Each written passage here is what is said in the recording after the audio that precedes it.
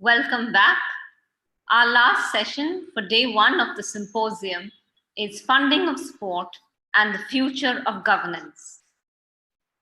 The panel will look at the significant sports governance and funding issues prior to the COVID-19 pandemic and the state of play now, the effect of COVID-19 on funding, strategies federations and organizations could adopt with a likely decrease in funding, and viable alternative sources of funding.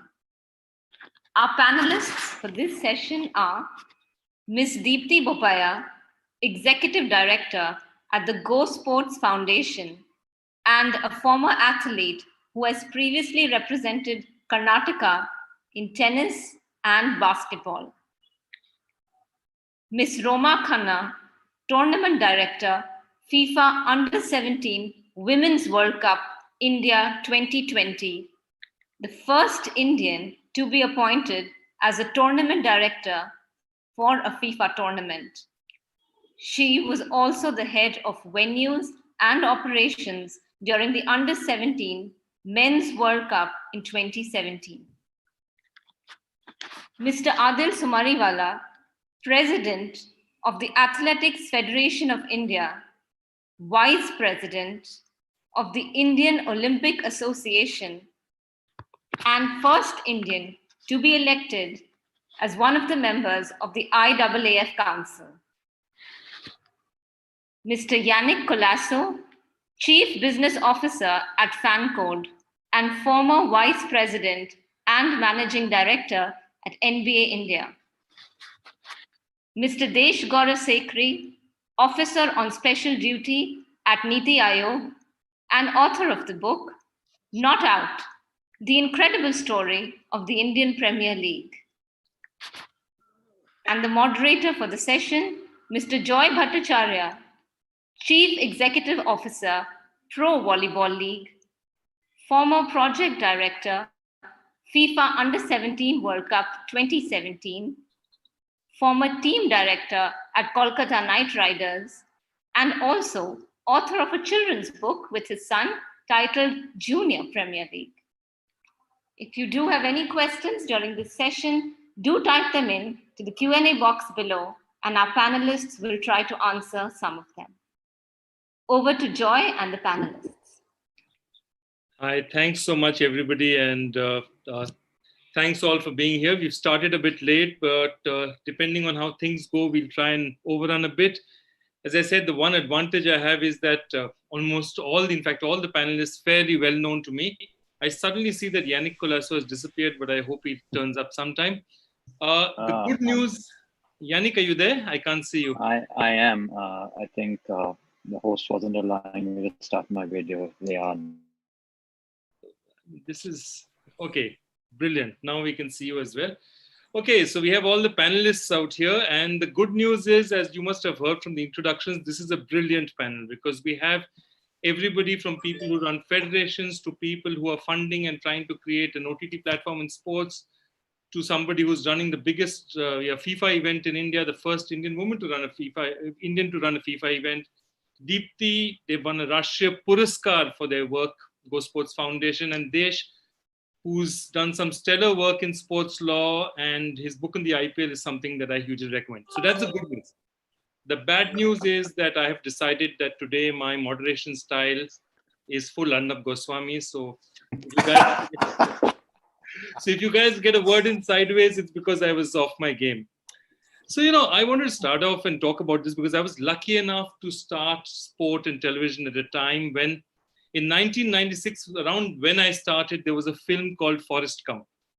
Sorry, it's not Forrest Gump, was in 1994. It was a film called Jerry Maguire. And we went to see it. And of course, the villain of the film looked very much like the person I worked with in IMG, but that's not the story. The story was there was this chap called Cuba Gooding Jr., who was Rod Tidwell, who was this American football player. And he always had one question. He asked, show me the money. Okay. So that's what we're going to do today. We're going to try and find out where that money is in Indian sport, what we need to do to get more of it out here. Do changes in governance. Does the structure of Indian sport as it is today allow us to do very much with it? and many more questions wherever else, CSR funding, how to bring big tournaments into India. There's so much more exciting things, OTT platforms and what FanCode is doing out here, what federations are doing. So what I'll do is I'll start straight off by first asking, and I'm going to go with the ladies first. I'm going to go with Roma first. We are all going to talk, this is now a post-COVID world. It's a pandemic has hit us. But Roma, what were things like before COVID? Because it's very important to know where we were before this thing started, before seeing where we are going. So were things okay there? Were things good enough there? Was your event going well? Do you feel that the infrastructure in Indian sport was building at that point in time? Absolutely, Joy. If you remember on our 2nd November 2019, when we did the official emblem launch for the tournament, we knew we had a product at that point of time which was fairly unknown to the Indian public. So we knew there had to be some amount of publicity, and we had to do it in a different way from the first ever FIFA tournament that was held in India in 2017. That set the tone. Yes, we hit the pause button when around 12th of March, when WHO declared a global pandemic. We were, to an extent, about to close a national supporter for the tournament. And then suddenly things paused, and things have been on a pause. The good thing for us is also every stakeholder who with us is committed to the tournament. We've postponed the dates. We start next year from 17th of February. And the objective is, yes, health and safety comes first. And now we have to gain back that momentum. Yes, the advantage that I would see with women's football again is it's a new product. So we have the ability to innovate and do things differently, even with the gap that we have faced. And the tournament, since it's all about positivity, the message is about joy, hope, happiness, the launch of women's football in India. This 3 months has hit us hard, but again, we remain optimistic. Thank you. Thank you so much. Deepthi, you've been, it's been a time when you've been getting together and, GoSports with that Rashtriya Puraskar last year being awarded by the president. Some fantastic momentum building there. And was there something happening there which you think now this probably got a bit stalled? Yeah, good afternoon, everyone, and great to be on this panel. And I think, yes, there have been a lot of our plans that have got stalled, especially the Olympics moving to next year. I think Adille will totally feel what you're talking about, because there was so much of planning, preparation. We were all really looking forward to the Olympics, and there was this whole momentum of CSR funding coming in, brands investing into sport. There was a lot of so much happening in sport, and we were quite positive about the kind of funding that we would get. But then in the last 5-6 months, there's complete, standstill of, there's really no income coming in at all, because a large part of our funding, at least as foundations, come through CSR. And very little come from, a very small percentage comes from high net worth individuals. You can't really depend on large format funding. So CSR funding in that manner has definitely, stopped to some extent, maybe for some time. But given that Olympics has been pushed to the next year, it depends on so many factors now. I mean, it depends on the vaccine, it depends on international competition, it depends on low domestic competition. So I think at least till things start moving at our end, it's going to take some time. But, like Roma said, we are optimistic always, we're positive. We do hope that things change. Maybe there are new formats of funding that come through because of this phase. People start investing into national sport a lot more, national level tournaments a lot more. Maybe we find a large number of talent in this period when you can't really step out. I'm sure we'll have to come up with different things, but it has taken a beating. Adille, I know I'm going to come to you next, because I think that you would have had your Tokyo recce trip ticket already bought. You would have got everything sorted out, and then suddenly all this happens. How are you guys taking it? I mean, where were we before we just hit you, and where are we now? Okay, so Joy, we were well prepared as a federation with our team to get to the Olympic Games. Everything was planned out for our athletes. They had already started moving to Europe and other countries where they started their training. We had to pull them back and bring them back home safely. We had a complete plan till Tokyo. However, at this point, it's a standstill. We brought everybody back, especially the probables. They're all holed up in NIS Patiala and NIS Bangalore. We're keeping them absolutely safe, pretty much in quarantine. And now they've started training about 3 weeks ago. Till then, they were not allowed to train. We're not allowing people to leave the camp. We're not allowing outsiders to come into the camp. We're trying to keep our athletes as safe as possible. But having said that, we've already worked out plan A, plan B, plan C, hoping that the Olympic Games will happen on time. And we work backwards. And we're saying if things open up by July, if things open up by August, if things open up by September, we presently planned our first domestic competition in September, October.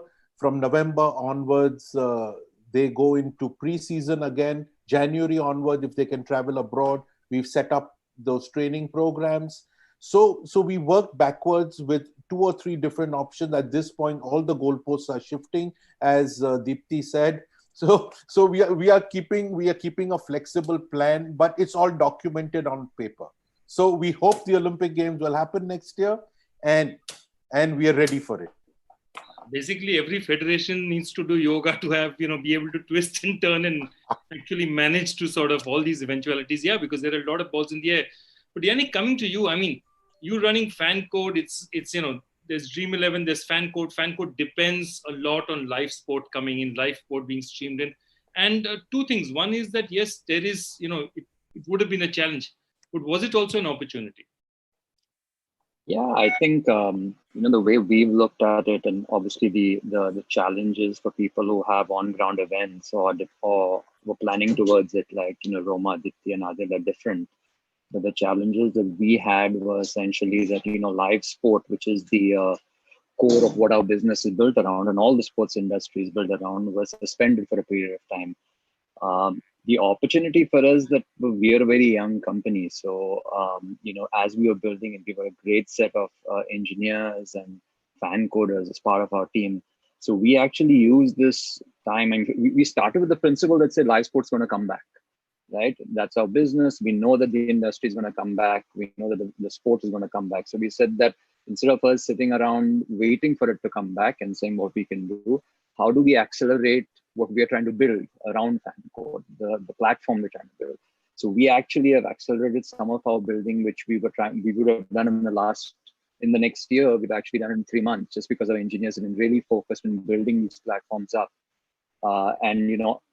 Fortunately for us, and it's unfortunate for most of the sports stakeholders, in tech companies, you have the ability, much better ability to work from home and work efficiently from home. So we've been doubling down on that, trying to build our product around it, trying to, make some estimates as to how, as Deepthi said, the post-COVID world, how sport would be presented. How do we look at fan engagement? How do we look at fan experiences with sport coming out of, all these restrictions post-COVID? And how do we actually use technology to improve those experiences to make sure that people are still engaged? That's what we've been really focused on.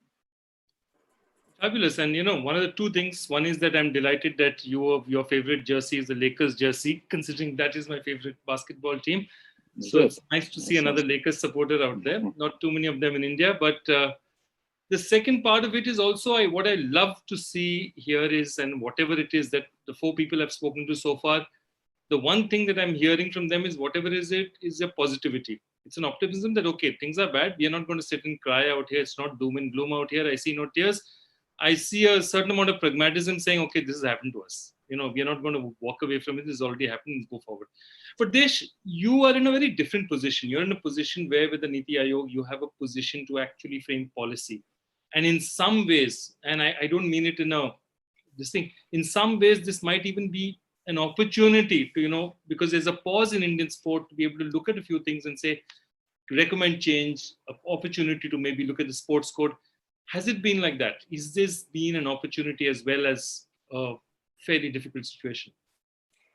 So Joy, first, thank you for having me in this discussion, and knowing your penchant for very difficult questions, I'm going to give a disclaimer straight up. I'm speaking today in my personal capacity and not on behalf of the government. So these opinions are totally my own. But having said that, I'm really glad to see the various different facets that all four panelists before me have covered. And I think in a situation like this, you do have to be optimistic. And I think from the perspective of the government, it's really no different. So while I'm not completely or entirely privy to what exactly the policy decisions that are on the table as of now, there's one recent development that I think gives us a good indication of where exactly the government feels sports is in the priority list. And that is where they've recently come up with the decision to take forward the PPP for the Jawaharlal Nehru Stadium. They've put up the transaction advisor document. They are going to take it forward. So at a time like this, when you're actually taking development in sport as a priority for the ministry and for SAI, I think that's a very good sign. Unfortunately, there are many things that the pandemic has brought to the fore where the government can't do a lot besides give SOPs and facilitate a safety protocol, a return to action, a return to training kind of a protocol. But I think wherever there is a provision or the ability for the government to take a strong stance and support sports returning, I'm confident that they will do so. Okay, thank you. And the reason we were smiling is that Roma, Khanna and me have spent more time than we'd like to roaming that Jawaharlal Nehru Stadium, as would Deepthi, considering Sai is there, and Adille would have spent a fair amount of time there as well. Yannick, you've probably also been there in SAI. So it's like almost familiar territory. Anyone in that area in Indian sport has sort of walked those corridors very, very often. But Desh, I'll stay with you for a moment. And okay, before I stay with you, one rule, because I don't want this to be a series of monologues. If at any point in time, when one person is answering, if you want to immediately after that want to add to that, just put up your hand and, I'll come to you. I may say that I am a follower of Arnab, but maybe you might just be able to catch my eye. Who knows? Life is like that. So Desh, I'm going to stay with you for a moment and say, the reason why we are doing this is because we are looking at the funding in Indian sport. And the truth of it is that there hasn't been much funding to start with. So Indian sport is hugely underfunded to start with compared to almost any developed sporting country. So, one is getting, private partnership into it. Is there a point in time where we are beginning to say that sport being a totally state subject is a disincentive for the central government to put in more money into it? Is there something that can be done about it? Because it is something that a lot of people feel very strongly about. And if nothing else, I'd like to know the answers. See, when it comes to funding the sports sector, I think yes, the government has a great deal of intervention at the state level or even at the central level when it comes to grassroots, and when it comes to working with Deepthi or with Roma to get things together. But whereas the private sector across all sophisticated sports jurisdictions, where a lot of the big money, so to speak, comes. So, in fact, I've been closely following the jurisdictions that are resuming sporting to whatever extent, especially the US. So, I mean, I think the UFC was one of the first major leagues or promotions to stage a comeback. So the role again of the government there was to ensure that, say, for example, Florida or Nevada or California were able to give them a ecosystem where they were able to conduct numerous tests. They were able to get sanitized stadiums or arenas for them to be able to participate, and then do the best they could to make sure all protocols were in place. But the money has to come from the leagues, and I think that's where, or from professional sports, if not just leagues. And I think that's where we'll have to look at first. And again, I go back to where the government will play a facilitating role. Good. Adille, you're coming in. I was anyway going to come to you because whenever it comes to money and sport, Adille, I feel for you because in an odd year, that means that normally in a 19 or a 21 or a 23, nobody ever remembers you. They only remember you either during the Asian Games time or the Olympics time. So you're what I call the even-eared man for me. So yes, please go on. So actually, let me tell you, the government has done a fantastic job of funding. Now let me make you understand how government funds. Government does not fund the federations. So there is not one single rupee, as people think, comes to the national federations. The government pays for my athletes' coaching, for the coaches, for the foreign coaches, for the foreign trips, etc. So what happens is there is this concept of federations have been given so much money, not a single rupee. Now, funnily, last year, the sports department returned monies. Monies were not spent. The sports department returned monies back to the treasury. Now, that is the sad part, because when you go to, and they give you decent amount of money. And I'm going to say, I think the government is doing a great job. The corporates have failed us completely. And I'll come to that when we talk about CSR. And I feel for Deepthi on this. The government's job, I think, is to create the infrastructure. I have to disagree with Desh. I think the state's job is to create grassroots.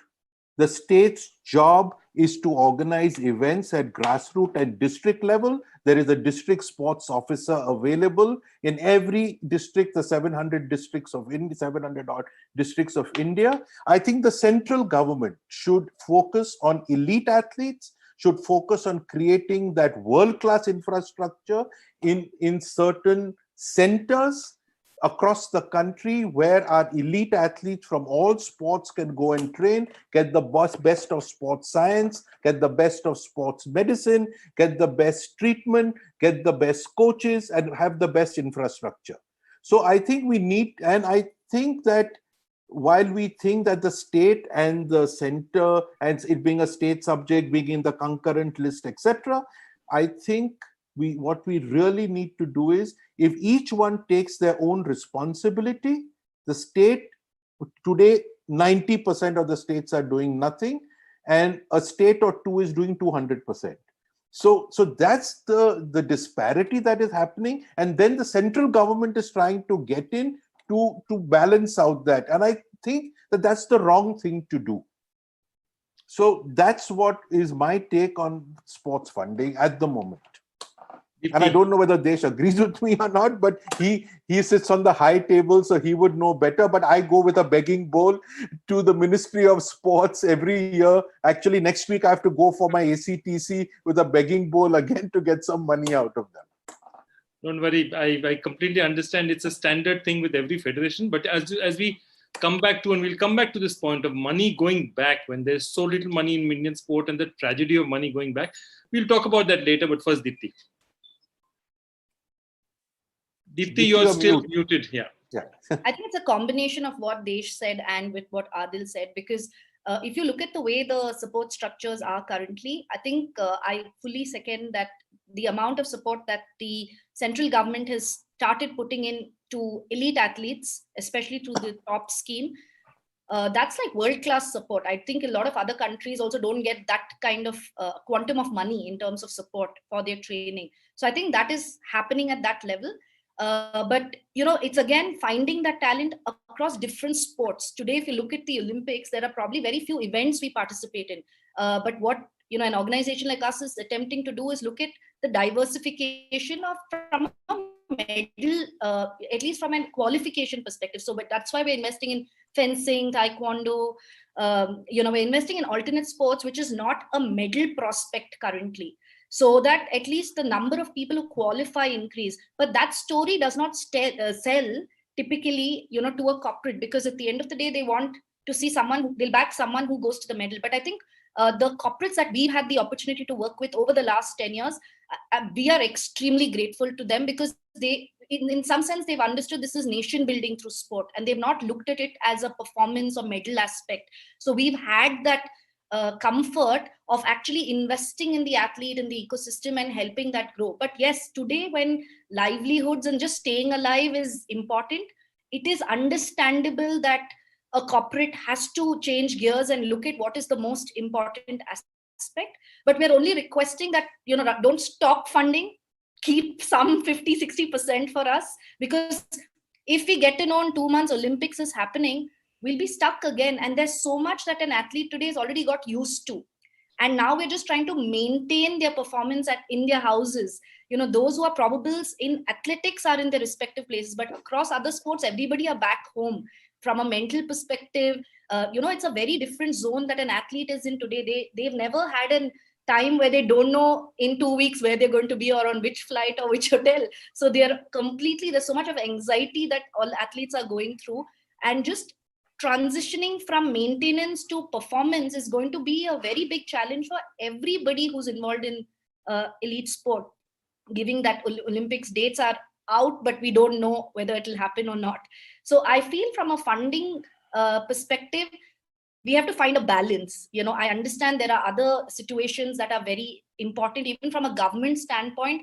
If they suddenly start supporting other aspects, people are dying. Why is the money going into another area? So we understand, but if there's some sort of a balance so that we don't have to start from zero again, we start from 50, I think that would help.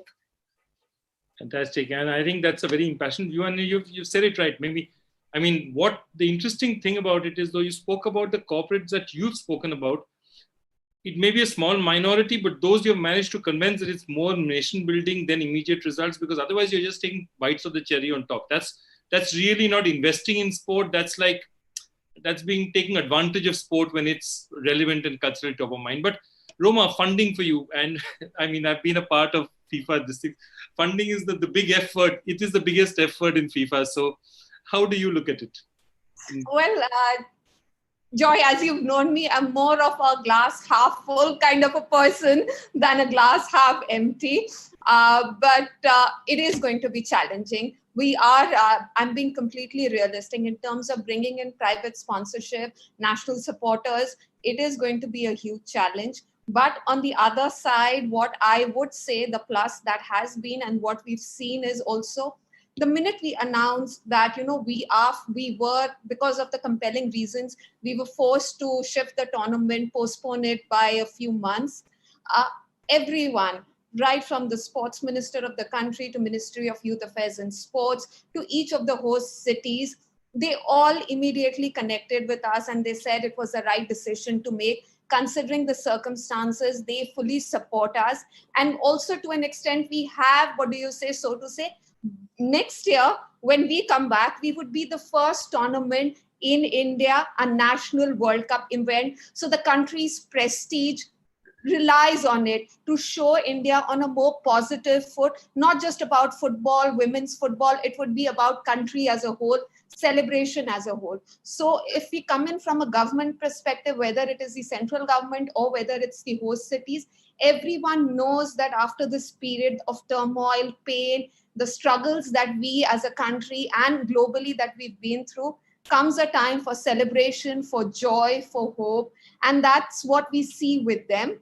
And again, I'm going back to that glass half full. It's something, once things settle down, we would like to talk to companies who would want to come and be part of that, be part of the celebration of healing and of, I bring again, peace and joy.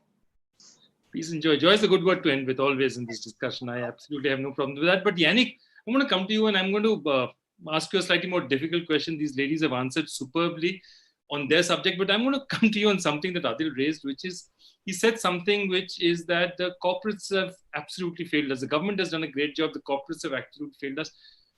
You've been there. You've looked at it from a government point of view. You've worked in sports before that, sport after that. Do corporates really have a responsibility to do anything? Is it their business? Why would a corporate this thing? And do you agree with that statement? Yeah, I think that's the key question, right? Why do we expect corporates to automatically donate money to sport?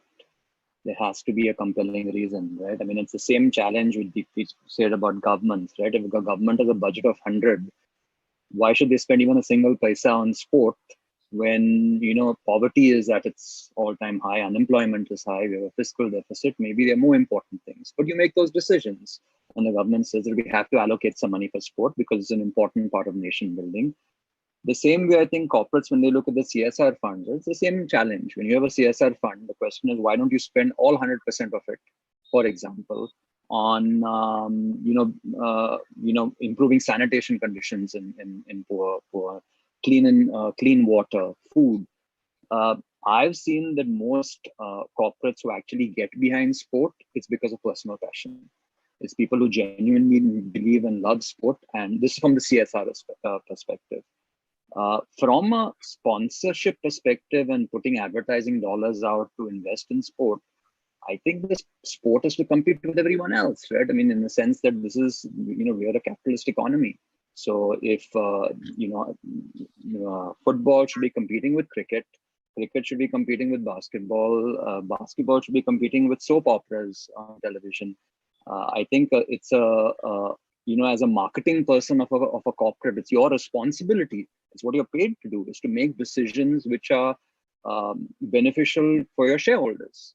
And beneficial for your shareholders is return on investment. So I think building models which give significant return of investment, show value, that's, I think, the responsibility of stakeholders in sport. And a corporate will then, from a sponsorship perspective, they'll invest in it or not invest in it, and if there's enough returns in it. Desh, as usual, I have to ask you the difficult questions because, as you say, you're speaking in your personal capacity, and so it's easier to skewer you than anyone else. But if you had to look at this and say that, look, sport, in Indian sport, there's absolutely no doubting that Indian sport doesn't have enough money in it. There is not enough money in the system to really, what we call the critical mass of money. Only some sports have it. The rest of them are just in that stage where they'll sustain, but they'll never grow because they're stuck in that. And let me add to that, very poor officialdom, very, tough structures, a lot of things going. How would you improve this? What is the first thing that you would look at? And the reason I ask you also is because you've examined those, sporting systems of a fair amount of countries around the world. You've looked at the UK model, which was very good during the Olympics, and after the US model, the Australian model. What can we do? And I'm sure that those models may not exactly apply, but there's so much to learn from that. So again, if I go back to the last point that I'd made to your last question, I think if you look at any other jurisdiction, what you find is that it's a top-down model where professional sports lead the way. They get the revenues, and then those leagues sustain grassroots, and again, the government supports. I don't think there's a demand issue in India for viewership. I don't think there's a demand issue in terms of consuming even advertising when the time comes. Like I said, I've been closely observing the US. I've been closely observing the European leagues resuming. So a small example, the most recent UFC fight event that was staged in Las Vegas, they got 1 million views, which is about 2.5 times or 3 times of what a typical card with that caliber of participation would. So this was Calvillo versus I. Then again, you're seeing a very interesting article I read was about the US presidential elections and how, because of the limitations on public rallies and on actually campaigning from door to door, the campaigns for Senate and the presidential elections are actually looking to consume all advertising space for the leagues as in when they resume, simply because they feel that that's the captive audience, which is most likely to be the voter base they're hoping to target. So the challenge in India has been that because of the pandemic, the emerging revenue streams, they're more or less stuck. So, as it is, we have, and I mean, you're heading one of the newest, most exciting leagues. The challenges remain in terms of you don't get broadcast revenue very easily. Gate receipts and merchandising is something which is negligible, but was increasing. Now with the pandemic, we're back to square one. I mean, you're literally going to have empty stadiums. Merchandising, of course, is going to be another issue. So I would actually go back to what Abhinav Bindra had said at, I think, at an online session that he had with Sai, when he was speaking to certain officials in Sai, that we actually have to an inward-looking model where we push domestic competition, we build the infrastructure, as Adille was saying, at the state and central level, and then we find ways to generate revenue. The challenge with the sports ecosystem across the world right now is nobody is making money out of the stakeholders. Even stadium owners can't make money, where where a league is shut, they can't even rent it out for events or for concerts. So I can't say I have the answers, but I mean, it has to be creative, and I think everyone kind of needs to come to the table and figure out a way that survival and sustainability is ensured. And I know I've not answered your question exactly to the point, but that's the best I've got as of I mean, now. look, if you knew the exact answer, we would have quickly all gone and done it and finished off with everything. Other you. And I'd have my second book. Yeah, Adille. No, I think Yannick is absolutely right. Why should corporate put in any money? I mean, why should a marketer put in money? The marketer will see he has to give his shareholders return. He's absolutely right. But there are two aspects. One of these same guys, these same head honchos, when I meet them socially, they're talking about, oh, why has India not won medals? Hello. How much money did you put in to that effect? Zero. But yet you want to sit like an armchair critic and ask me those questions. Why is India not winning medals? What have you done? Nothing. If you have CSR money, you built your own hospital, you've done your own thing. So you brought that money back into the system for your own purposes. So I'm not saying nothing wrong with building a hospital, but I'm saying that there is CSR money. And if Deepthi wants to talk a little about CSR money, I'll give you some facts and figures at that point. There is CSR money available. Do you want nation building? If you are a corporate, is it not part of what you want to do? You are getting so much from the nation. Do you want to do nation building? 60% of your population is below 40 years. Do you want them to become junkies? Or do you want them to become young, strong people who follow sport, healthy people? So my pain is that as I run a media company, for me, it's return on investment. If my client spends 10 rupees, he wants 12 rupees in return for it. That's what he demands of me. I understand that part of it. But then I don't want the big head honchos. I mean, again, it takes, and what, I don't know who said personal interest, whether Yannick said or Desh Gaurav said, is personal interest. For example, the marathons that happened, now that is happening, there was one guy called Mr. Neil Chatterjee in Standard Chartered Bank who took the punt and said, we will do the biggest marathon. Just one guy. And today, look, there are something like 3,000 road races in India. What a revolution. It takes 10 to 15 years. But somebody has to take that punt for the country. And today you are having a healthier nation. So, Yannick, I completely agree with you, but my pain is a little different. Yeah, so, before I go to him, he's Yannick, and I think...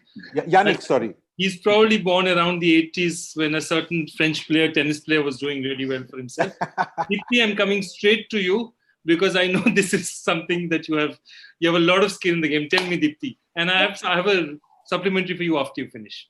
So I think, we can keep arguing about how much money needs to come into sport and who needs to put into sport. But I feel if there, you spoke about the UK lottery system.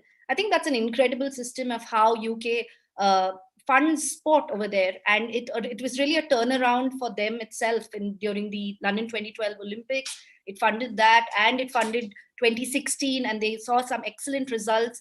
But there is a system in place which is beyond stakeholders, and that then you apply for those grants, and then you get it into different organizations. So I feel that as a nation, we need to either say that we'll have a percentage earmarked for sport under the entire CSR thing, because only 1.5 to 2% actually comes in, and you have, from when CSR started in 2013 till 2020, you're talking about 50,000 crores available. So there's a lot of money available, but it's not coming into sport. And whoever has done it out of their own interest, out of their thing. It's not a movement.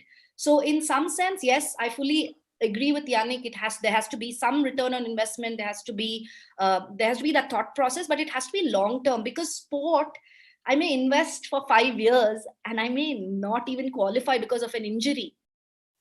So as a brand, you need to come up with the most innovative ways of deriving value of your investment. So I keep using this word called cause marketing, where can we marry the two in some way and see how the brand gets their due, because obviously the marketing person is going to want that ROI, at least people looking at that brand. But then the athlete also needs that money that has to come into their sport. Otherwise we'll keep complaining every 4 years that we don't have medals, and we'll see at a top level a lot of money for few sports, but it will never trickle down and we'll never be able to create a movement. No, yeah, okay. Before coming to Adille, just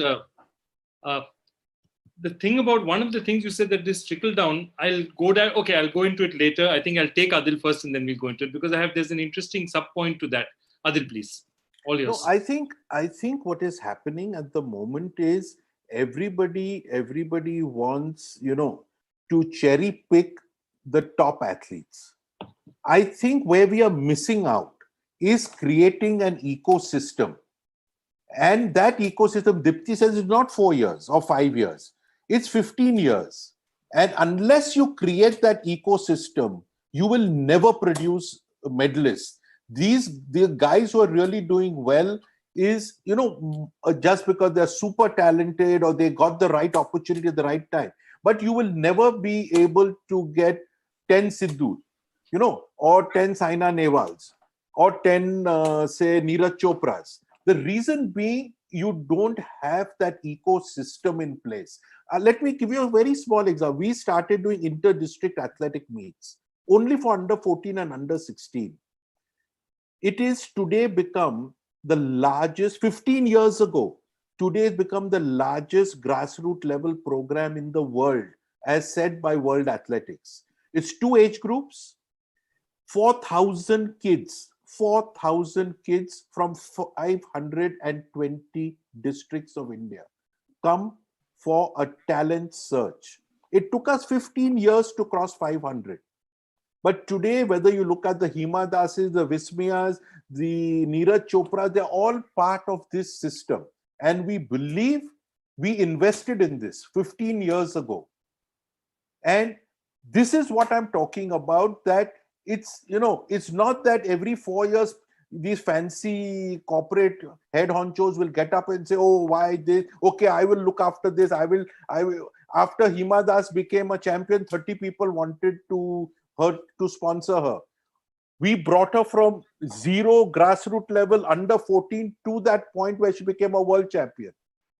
That effort has gone through the federation. So I am saying that people, and that is where the government has supported Hima Das to come from a barefoot running athlete to win a world championship gold medal. It's a government.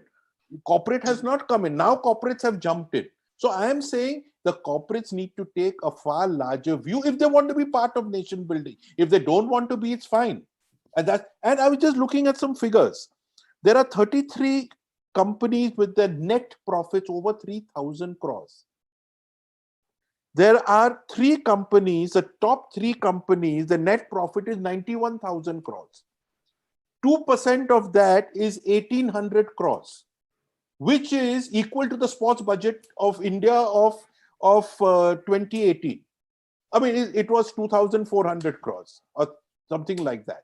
Now, this is the sort of money that I'm talking about is available. And I have a theory of how that can work also, which I've tried to tell to governments but nobody seems to listen. But I'll come to that later. Yeah, okay. Yeah, no, absolutely. 2 things that, struck out for me. One is that every year, just after the Olympics, most funding bodies in sport and all get a series of calls from marketing managers who are saying, no, we want to put in our contribution to sport. By January, it peters out. They just after the Olympics this year, only 3 medals, and the same story will come, 1.3 billion people, only 3 medals, 2 medals. We're going to do something about it. By January, they've forgotten their other targets they need to look after. So that's one part of it. But the other part, and this is one thing that somehow we've not done a great job of putting out, which is that, and I'm being very frank with you, if we caught Mr. Mukesh Ambani today and put him on a table and we said that, Mumbai Indians is a 300 crore company, maybe. plus minus, take or lose a bit, is about 350 crore company. And we put his entire balance sheet, geo, everything in front of him, at 250, 300,000 crores. And we told him to find that 150 crores. He would struggle to even locate that money in his share because it's such a small part of it. Yet the share of voice of the Mumbai Indians as an organization, the share of voice that Mumbai Indians gives is much, much disproportionate to that only 200 crore, 300 crore company it is. So in some ways, sport gives you a disproportionate share of voice compared to the amount it takes. So somewhere perhaps we are not being able to make that case well enough, or for some reason it's not there. But Deepthi, I just want to quickly come back to you for something. And the reason I'm coming back to you is that both you and Adille, CSR is something that's important to you. It's something that you're looking at, and it's something you're very serious about. Now, in the last 3 months, the one positive that we have seen happening is that people have got together to raise money for their fellow Indians in whichever capacity, whether it is to these national law school people to get flights, to the number of 3,000 people that a kitchen near us is feeding, which we're helping, to people getting together to buy books. There is, for whatever it is, I wouldn't call it a renaissance. There's something is happening here where people are saying, you know what, I like giving, and it's working for me. And I would have thought that it would have lasted a bit and then it would have sort of petered out. It hasn't, because clearly one of the things is that giving makes us feel good about things. So there's something here about personal investment. Is there something there? Deepthi, that we can, because see, it's not even just harnessing them. I know that you are involved in Play for India, which is something that you're putting there. Is there something there that we can start channeling this? Suddenly Indians have learned how to give. Can we channel that, Deepthi? Yes, I think Play for India is one such example. When we actually conceptualize this, we realize that the bottom of the pyramid in sport, which is our groundsmen, our cleaners, our caddies, and support staff, entire income has shut down. So what's happening to them? We're talking about athlete always, but and coach, but what happens to everybody who makes sport possible for us? So when we conceptualized the Play for India initiative, it was primarily keeping this in mind. And then it's wonderful to see how many stakeholders in sport, players, federations, and different people who've come forward and said, we want to champion a cause, and people have been giving. It's just that now we're trying to direct it and show as a nation and under sport, how many people really need support and how many people want to give. I think even if so I saw a question on crowdfunding, why can't people, if every Indian gives 100 rupees and we don't need anybody else's money, but such campaigns have happened. But again, everyone wants to know who the money is going to, who's the beneficiary, what's the ultimate usage of that money. And there's so much, in the social impact space, and for any NGO, I would say, everyone's worried about where's that last buck going to, and is it actually going to the beneficiary? So I think wherever there are credible organizations who put up such platforms, they're able to raise money. But I love the idea about what you're saying of we can, sit in front of somebody like a Mr. Ambani, explain, exactly, a very small percentage of money, but they also invest in sport. Now, what is also happening, it's just that 14, 15 companies who are investing in sport. I'd like that to broad base, and because everybody is approaching exactly those 15 people for money or 15 organizations for money. Can we actually broad base that? We actually started a program with the Dream Sports Foundation, Dream 11, called Stars of Tomorrow. And it was the first time we actually started investing outside of the Olympic sport. We've picked up squash, because if you actually look at, the Commonwealth or the Asian Games, you have that event, but there was no funding for them. So it was very interesting when we worked this out, and it was a joint initiative, and we're seeing money come in and their commitment as well, even in this period. But it really depends on, again, do you get the right person to speak to, and is it beyond those 14, 15 people who've already invested? Because if you sit in front of the Tatas, they're doing it for 50, 60 years. The whole Olympic movement in some sense also started because of them, right? So it's the same people. So can, as Indians, more people, broad base in some sense, and more people come into sport? Because even when Adille mentioned the numbers of those top 3 companies, it's not just sport reaching out to them. It's everything under the CSR mandate. There are about 8 categories, and everybody is reaching out to exactly those 5-7 companies. So I just feel that if the awareness and the communication of funding sport, and I think we all have that role to play, of why invest in sport, and if there is some sort of a campaign, maybe as an extension of Play for India, to keep it going, of why fund Indian sport as a broader aspect, there is something for us to think about, Joy, with your question. Absolutely. And Roma, welcome back. Nice to have you back. So you are sitting in front of somebody, again, you've gone to somebody and said that, okay, I want you to help fund the World Cup for me. So what do you tell them? Because see, the truth of it is that you're in many ways, you have a very similar situation to Deepthi, in that your people are not medalists immediately. India's chances of winning a women's under-17 World Cup are very small. It's not that the women are the best footballers in the world. It's not that women's football is big, but yet it's a story that transcends all that. What do you tell somebody? What do you tell sponsors? Because it's an important thing to know, because a lot of the people out here need to tell those stories to people to get them to invest in sport. Okay. Joy, I agree with you in the sense our story is a lot similar to what the challenges and what Deepthi has just said. What we do when we go over the conversation that I have, be it with any stakeholder or a potential sponsor, is something very simple. Are you looking at an immediate return? Are you looking at hoardings? Are you looking at only, then IPL is a product for you, then ISL is a product for me? We are not the right product for you to be associated with. Do you want to be part of the change? Do you want to be part of a start into a product and then help it grow, evolve, and be the key stakeholder, say 10 years down the line, 5 years down the line? We are for you. We are not here just for a World Cup. We have another Asian Cup, AFC Asian Cup 2022 coming in. There is a long-term vision for women's football. We are not just talking to you when we talk to you about a 20-day World Cup to you. We talk to you with programs that engage children, with Football for All programs. We here talk about issues that concern women and communities. We talk about reclaiming public spaces, creating safe spaces for children through Football Corners programs. Now, Football Corners programs is something which is specifically catered to governments, where we are saying at a very low cost model, open up spaces, let communities come together, let girls and boys play together. Do you want to be part of this? Do you want to be a voice for gender equality and inclusivity? We are for you. If you are looking at that, then please come, please join us and be part of the change. Create history once again. I know those words are similar to you, but at this point of time, we here talk about human legacy. We talk about connecting with every individual. At the same time, we reach out to, women, entrepreneurs, women in decision-making roles. And we say, you know what? Women tend to complain. We do not have equal playing field. We are giving you that. This is the product. Please come and lend your voice. Men had a tournament in 2017. They filled the stadiums.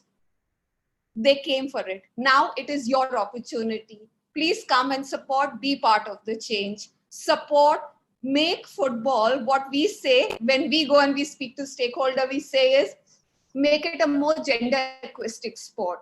A national team is a national team. Does not matter whether it's the under-17 men's team that plays or the under-17 women's team that represent. It is a national player. That's our message. That is what we go and we speak to them. And so far, let me put it this way. Before this pause, the response was good because people connect. It's about emotion, something you would get when we talk. Again, here a little bit in terms of, I'm being a little bit more passionate, but I'll give you a very simple example as well. One of our strategies also not just with women, we also talk to men, progressive men, especially men with daughters. I'll give you an example. When we were running a campaign during International Women's Day, one of the athletes, former sports person we had on board was Viren Riskina. Viren's little girl, Maya, she plays football and she's passionate about football. Viren did a feature with us and it's something that resonates with me. He said, when I've played football, I've played hockey. My father supported my passion to represent India, to be in sports. I want to give that opportunity to my daughter. I want it to be like father, like daughter. Those are the men we speak to. Those are the ones we say, come on board. Wonderful, wonderful. That's your answer. Super. Thank you. So, what we're going to do is that, we'll quickly go to some questions. But before questions, I have one last question for Yannick and for Desh, because as I said, I like putting them on the spot as ever. Yannick, quick one. You are now literally an investor in OTT sport. That means you look at events that you can put on your network. You look at your platform. You're dealing with agencies. You're dealing with federations. What do you look for when you want to put a sporting event on your channel? Say an Indian sporting event, because that gives you an idea that people will look at it and say that what do they need to do to be on FanCode? I think the most important thing we ask everyone is to be realistic, right? I think what Adille spoke about, what Roma spoke about, they're all great points long term. Most federations aren't thinking long term. I mean, no one is sitting with you and saying, here, I'll do a 20-year deal with you and lock my rights with you for 20 years. You invest in the next 10 years of my sport. So I think it's really important. I completely agree. And, for me, it's different because part of my job is to invest in sport, right? That's part of our charter of business. But I think everyone needs to be realistic and say that we're going to invest long term. So, you bring in partners long term. I think, the challenges across all sport, we keep, we've looking at, local cricket events. We put the I-League on our platform, even though it's not the number one league right now in football in the country. We've looked at domestic, we've looked at volleyball and basketball. It's always been this thing saying that we're willing to invest and we will invest, but we need to know that, that the investment we have is long-term. There's no point in investing for 3 years, helping a sport grow, and then a competitor who gets into the market 3 years from now, then takes everything that we've done. So I think that's the key thing, that, it has to be a partnership. It's not a sponsorship. It's not like here's a donation. It has to be a partnership of saying, let's work together to invest and build this. And we're not, this word of funding, let's get funds from someone. I don't like that word, right? Because that's a donation, that you give a donation on something. This is a partnership where you invest in it together. You get whether you're getting someone to invest in football and athletics and whatever, saying that you put in money, the return may not be immediate brand sales for you, but it may be 10 other things which are measurable. It could be, as Roma said, it could be that saying that by doing this, we're going to get 1,000 more girls to play football in a neighborhood where they never did. That's return, that's measurable. And that's something which is compelling. So I think that's really important for us, long-term and investing as a partnership. Those are the two important things for us. Perfect. I think that tells you exactly what it is, because, you're not looking for a donation, because donations don't last. They're not relations, they're one-time relationships. And that's been the problem with Indian sport, that people have put in money because the minister has been a passionate person in the right place. But that doesn't really build a sport, because it's not a sustainable thing. When that minister goes, the next minister is not so interested, it doesn't work. Desh, I'm going to come to you for one last thing before we open it up forum for questions. So we've talked about the lottery. The other one big 600-pound gorilla in the Indian sporting landscape, which we always discuss but never come around to, is legalizing betting. There's so much money sloshing around in that system. Is that a viable option? Can we look at it? I know we were very close to it when Injeti Srinivas was there. He was there in the UK. They did a lot of work looking at it. Where are we with it? Do we have any hopes? Because it is a substantial amount of money which we'd rather see not stay in the black market, come out in the open, and at least help the sports that it bets on.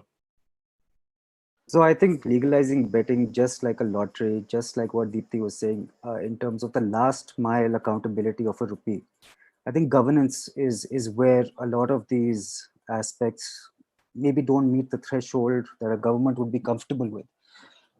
I personally am yet to see a model that seems to handle the issue of accountability. And I mean, you look at people like Deepthi. I mean, you're talking about 2% CSR funding. It's 2% because of the effort that GoSports is making, that JSW Sports has made, that 2 or 3 players in the market are making. There's a fundamental lack of trust in these kind of setups. And there's also stigma attached. Let's be very clear. I think when you look at betting, you look at lotteries, legalizing any of those, you have to be sure that what you're proposing ensures that no one is exploited and that whatever you are making does get pumped back into the system. So if there is a great proposal that actually takes care of a lot of the potential leakages, I'm sure there'll be plenty of people within the government system who'd be willing to have a serious look at it, like you said, Mr. Srinivas was. The bigger challenge, of course, is making sure that that everybody is on board and understanding that this is no magic wand, right? Legalizing betting is not going to stop gambling or match fixing. It will just take certain people who are open to having their accountable money with their KYCs done, putting certain money into the system and maybe replacing what they would otherwise put in fantasy sports. But the underground market is not stopping. So saying it is a measure to prevent corruption in sport, I think that is where it fails. No, exactly. It can't be the magic wand that solves all your problems. But yeah, if it does bring a healthy cash infusion into Indian sport in a controllable way, I think controllable is what we're looking at. How much can you control it? And I think that's always going to be a problem. So thanks all of you. We are now going to open the panel. We've got lots of questions out here. So unless it's been specifically directed, I get to decide who gets what. And I'm going to start off with the first question, which I think I'm going to go to Desh again. Desh, the question is, Mizoram as a state has just given sport an industry status. Okay. Firstly, what exactly, and for all of us, and there are a lot of people who may not be completely aware of what does industry status actually mean? And after that, if you could tell us, is it something that is worth looking at from other states, from the central government? What is it that an industry status brings to a sport? So industry status is something I think I've been hearing about for the last 10 or 11 years. Ever since I started practicing sports law, sports and industry status for sports is something which comes across the table at every juncture. I think, in a nutshell, what it means is if you declare it an industry, then you get a lot of associated benefits, whether it's export credits, whether it's certain cuts on taxes, promotion, having sports infrastructure put in the list, in the infrastructure list for India. So some of those things have already been done in independent sections, but overall declaring sports an industry is something that, and you'll say I'm playing it safe, but it's better left to the states, just because it means so many different things and so many different aspects have to be taken into consideration before you can actually make it a central policy. I'm not saying it's not being looked at. It's just that it's not come to NITI Aayog as of now. If someone else is considering it, then it's definitely worth a relook. I can tell you, Sports Ministry sent it to Finance. Okay. Thank you. We've been pushing it. Okay, brilliant. So next question, I'm going to go to you, Yannick. It's from Robin Nirvani. And he's saying that even though live sport action is slowly coming back, the empty stadiums are here to stay. Do the panelists see an increase in revenue from broadcasting and digital rights? Because right now it's far more focused and with more international events being shown. What is the difference in television viewing behavior that you expect and OTT viewing behavior that you expect with this current pandemic? So I think there are two challenges in that, right? I think the first is the actual experience, right? So while people are watching more, spending more screen time and spending more time on OTTs, the experience that they're going to get of a live game is very different from what they did in the past. The atmosphere of a stadium, the atmosphere of crowds, that all added to a viewing experience. So that's going to take away. I was watching the EPL and La Liga over the weekend, over the week, and it's a completely different experience. So it takes getting used to, and it's going to require all stakeholders to invest to make sure that they're delivering that experience which consumers were used to. Because if you don't, you'll start dropping, your viewership will start dropping, your rating will start dropping. So it's going to be really important and it's challenging for everyone to make sure that they're delivering value and innovating to deliver value.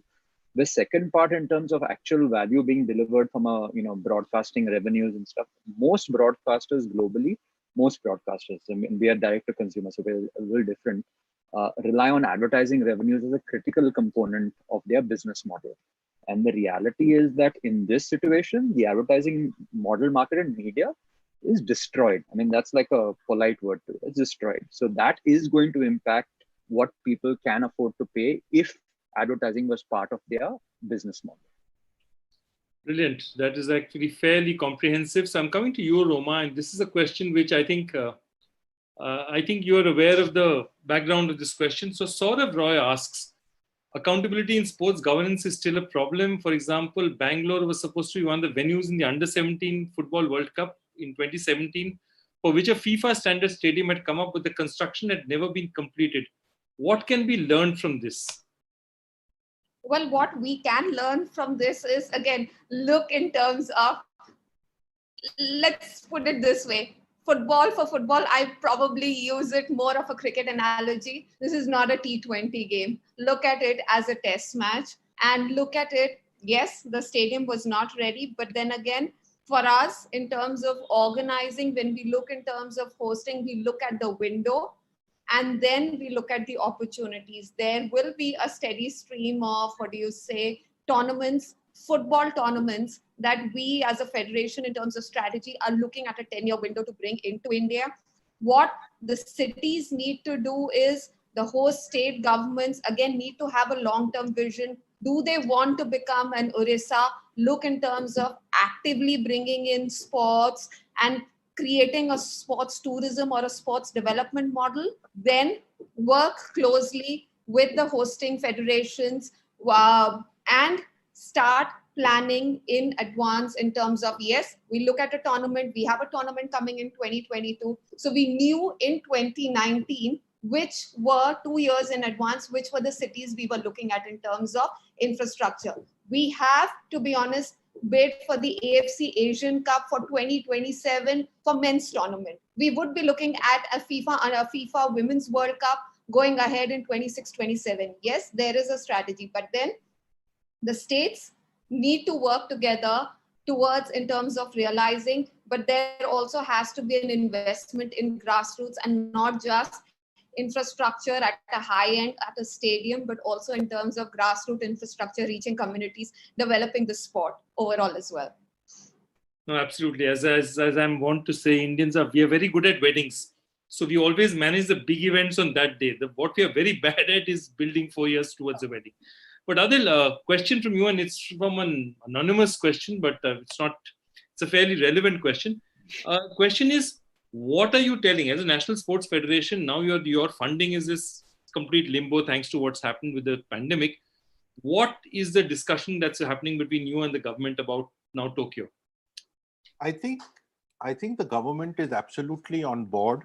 Government is on board with the funding. I don't think there is any problem with the funding. The Department of Sports Authority of India, I don't think that there is any plan to cut any funding of the sports department at the moment. So therefore, I don't see a problem at all. Okay. And another question which has come from Avirup. He says that sport is like a small cap mutual fund. All stakeholders should realize it. The longer the investment, the better the result. What is your view on this, Adille? No, absolutely. Like I said, we talked about doing the inter-district athletic meet. Now, the new thing that we are doing is, okay, so now there are athletes in the district. So they need coaches. We are doing the largest coaches development program in the world. In the next 3 years, we are going to produce 5,000 accredited level 1 coaches of world athletics. We've already done, from the beginning of this year, 650 already done. We've already done 95 level 2 coaches.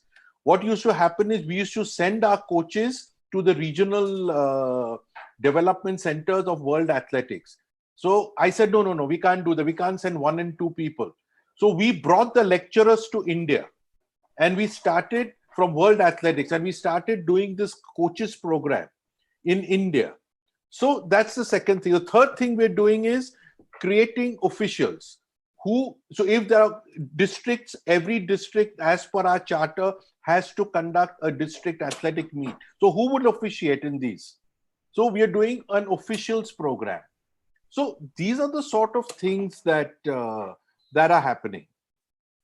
Absolutely. Thank you so much. Adille, last question, and this time it's for Deepthi. And Deepthi, here's a question, and they're saying that this is NITI, and NITI is asking, can we go and look at the model of, say, Australian model and other models in world sport, which are sort of, Australia heavily invests in sport from a government base at the grassroots. Can we look at those models and can we suggest that is there something there for us to learn? Is there something there for us to, pick up and work with?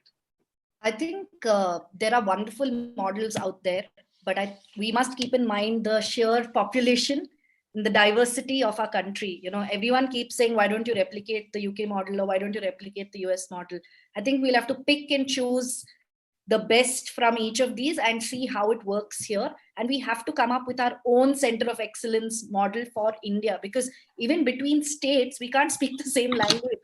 Right. So, you're getting, and most of our athletes come from very, very humble backgrounds, and even basic Hindi, English it's difficult. I mean, we've seen it in some of the sports that we work with. They've had to learn Hindi, and South Indian Hindi, as I also speak, that is very bad, but we still somehow manage to, get it across. But so I feel that there is definitely a requirement of actually creating a unique model specific to India.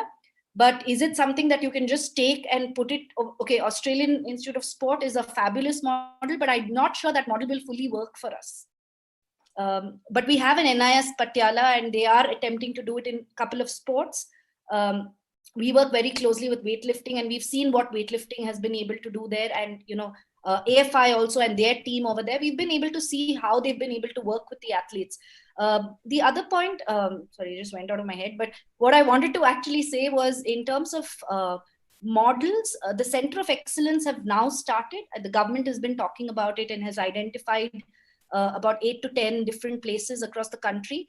Now, what is that model that will be for a Bangalore versus a Northeast is going to be very, very different, because your audience, your children, what they have access to, what can we provide is going to be very different. So I always keep saying this, that we can't look at an international model and put it into India. We have to Indianize it. And if McDonald's did it for their burgers in India, only for India, we have to do it for sport as well. So I think it's a very fair call when you think about a country which has the linguistic diversity of a European Union, but the funding of a really small European country like Andorra or something like that, and you combine it with the needs that we have. I think it's you're not going to be able to pick up any model, cherry pick a model and put it out there. Sorry, I remembered my point. I just wanted to we were talking about, again, it's a slightly off the topic, but in terms of managing your education and sport, right? A lot of times we also say that the talent that we get also wants to study. So what happens in that? So that's also a model that the government has been working on. In fact, I'm on that committee where we're attempting to create the National Sports Education Board, which means that athletes can now be part of an independent board. If it clears, where there's a separate curriculum and they can train and they can think, it's not yet cleared, but at least there is a thought process that we're thinking. But even over there, we've gone through the UK model, the Australian model, the US model, and we had to come up with something which is unique to India, because in India, you have so many boards that we cannot have one separate thing only for sport. So I think we have to keep that always at the center of all our decision making and strategy. Adille, of course. Joy. No, just to supplement what Deepthi said, and on the funding model that you're talking about, I am sure NITI Aayog can, play a role in this. It's a very simple thing. There are 33 companies with net profits of over 3,000 crores. I'm just back to Deepthi's 2% of that is 60 crores. I'm saying I don't want 2%. Give one, let NITI Aayog say 30 sports picked by 30 countries, 30 companies. And I'll tell you where it'll help. You will get a professional setup. There will be a professional board, all those. And we get a CAG audit. We are open to RTI. Let the national federations follow rules. Let the national federations come under the purview of the Public Act. Make them, and we have accepted that. I am saying let there be good governance, and let's form a board, equal number of people from federations, equal number of people from government, equal number of people from a corporate, and let them run a sport. Then you will run it more professionally. You'll get the best practices. You see, you have to understand, if you have to fight the best in the world, if we have to fight, say, the best company, Walmart or GE or whatever, you need an administration that is that good. And that will only happen where public-private partnership comes together. And Roma, for you, I think football, women's football is the next, I am convinced, is the next big thing for India. So just keep at it. Good luck. Thank you. Thank you, Adille, you've really spoken my favorite words anyway, because I'm a firm believer in that the dirtiest word in Indian sport is actually the word honorary. Because we have people who are not professional, who are running things which often either they're corrupt or they are just in a situation where they cannot handle the kind of things required to take their sport to the next step. So I think it's about a 5-hour discussion between a few of us later, which requires much more libation. But as of now, what delights me is the kind of positivity that we have all shown, because nobody's sitting out here and saying, okay, it's doom and gloom, I'm going to die and it's going to be over, forget it. Guys, I think everyone's saying that, okay, this is tough, we've got to see our way through it. And they're looking at ways in which they can find a way through. And that's really important to Indian sport. Thank you all. You've been an absolutely fascinating panel. Thank you so very much for your time. And for all of you who are listening in, it was a pleasure taking your questions. It was a pleasure putting this forward for you. So from our side, from the Sports Law and Policy Symposium, this is Joy signing off. Thank you so much. Thank you, Joy.